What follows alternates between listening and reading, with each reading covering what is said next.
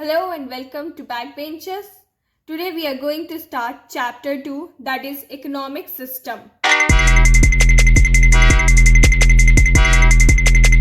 So what is economic system? To satisfy the needs and wants of people of any country or society, there is a system of allocating resources and exchange of goods and service. So कोई भी country के needs या wants जो भी people के होते हैं उसको सेटिस्फाई करने को बोलते हैं इकोनॉमिक सिस्टम. इकोनॉमिक सिस्टम के अंदर जो गुड्स और सर्विस एलोकेट होता है उस वो कौन कौन सी होती है. फर्स्ट वन होती है business organisations, institutions, policy mechanism, people involve in production, distribution, exchange and consumption. So ये सारे लोग मिल के एक रिसोर्स को एलोकेट करते हैं, उसे एक्सचेंज करते हैं as a goods and service. Economic system have different types of economy. So first type of economy is capitalism, or which is also known as market economy. So first one we have is trade industries and means of production are completely privately owned. So कोई भी production या industry जो privately own किया जा रहा है उसे capitalism में आएगा. It is also called free market economy. इसे फ्री मार्केट इकोनॉमी भी बोला जाता है क्योंकि यहाँ पे अपने अकॉर्डिंग आप वर्क करते हैं. Production and price are determined by market force. So market decide करेगा कि आप क्या प्रोड्यूस करेंगे और कितना प्राइस रखेंगे. फॉलोज लजीज फेयर फिलोसॉफी. इसका मतलब ये होता है कि इसमें गवर्नमेंट का इंटरफेयर नहीं होता है, नो इंटरफेरेंस ऑफ गवर्नमेंट. इस टाइप की इकोनॉमी कहाँ पे है? यूएस में है, यूके में है, and there are more few places. A father of capitalist economy is Adam Smith. So Adam Smith को father of economy, capitalist economy बोला गया है.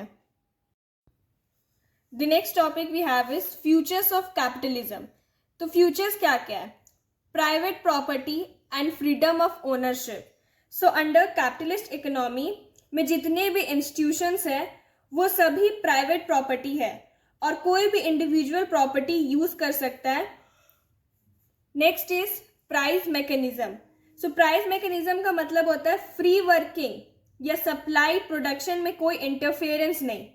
प्रोड्यूसर्स को हेल्प मिलता है प्राइस मैकेनिज्म से, लाइक क्या प्रोड्यूस करना है, कितना प्रोड्यूस करना है और कब प्रोड्यूस करना है.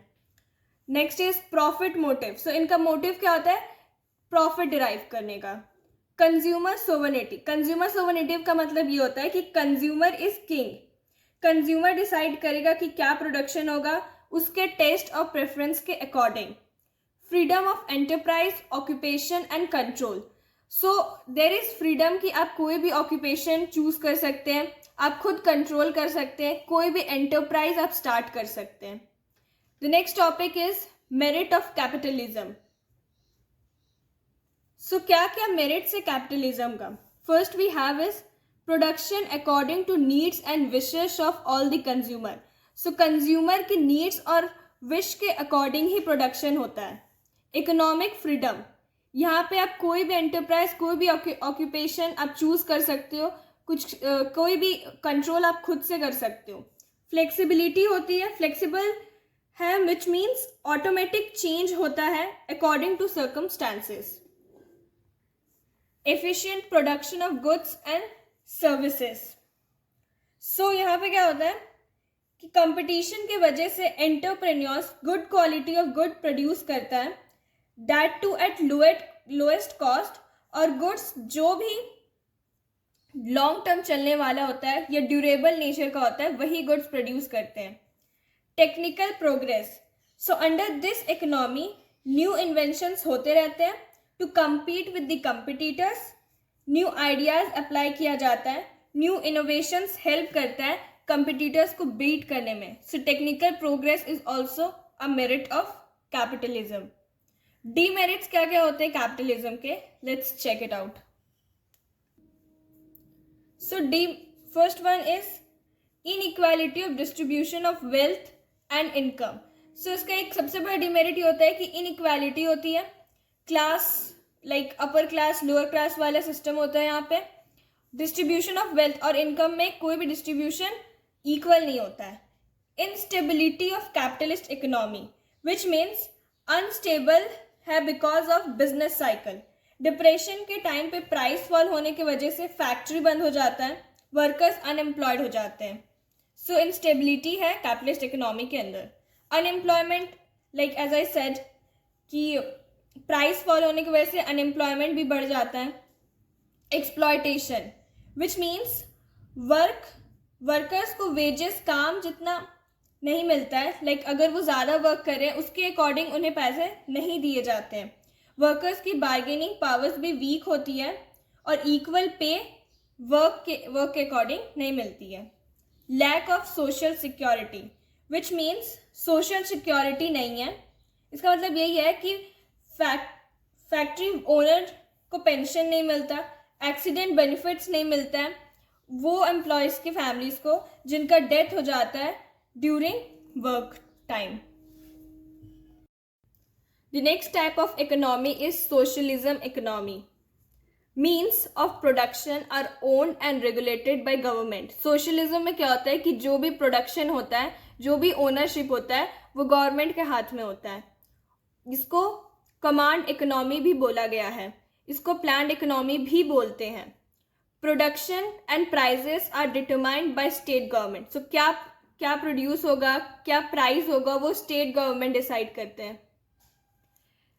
guarantees public welfare and equality among members of this society. So socialism में एक चीज़ बहुत अच्छी होती है कि वो लोगों के वेलफेयर के लिए वर्क करते हैं, इक्वालिटी को ध्यान में रखते हैं. Father of social economy is Karl Marx. Karl Marx को फादर ऑफ सोशलिज्म बोला गया है और इस टाइप की इकोनॉमी रशिया, चाइना में मिलती है. Let's see the futures of socialism.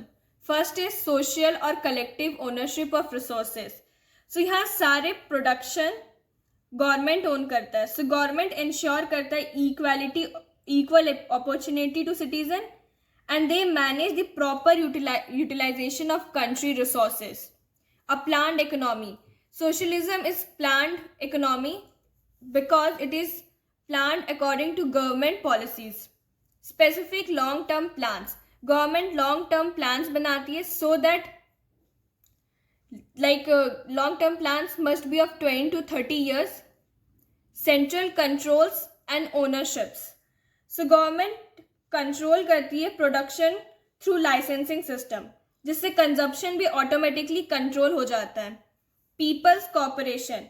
कोई भी गवर्नमेंट प्लान सक्सीड तभी होगा जब वो प्रॉपरली कॉर्पोरेट किया जाएगा by public of the society. Next is merit of socialism. Rapid economic development. बहुत जल्दी इकोनॉमी डेवलप हो जाता है. Production according to basic need. लोगों के नीड्स के अकॉर्डिंग ही यहाँ पे प्रोडक्शन होता है. ओवर प्रोडक्शन नहीं होता है, अननेसेसरी प्रोडक्शन नहीं होता है. Economic stability. कैपिटलिस्ट के अकॉर्डिंग यहाँ पे स्टेबिलिटी ज़्यादा है क्योंकि यहाँ बिजनेस फ्लक्चुएशन ज़्यादा नहीं है, प्लान्ड इकोनॉमी है. सो अनएम्प्लॉयमेंट कम है और रिसोर्सेज वेस्ट भी नहीं होता. बैलेंस्ड इकोनॉमिक डेवलपमेंट मीन्स सारे रीजन को एक साथ लेकर चलते हैं.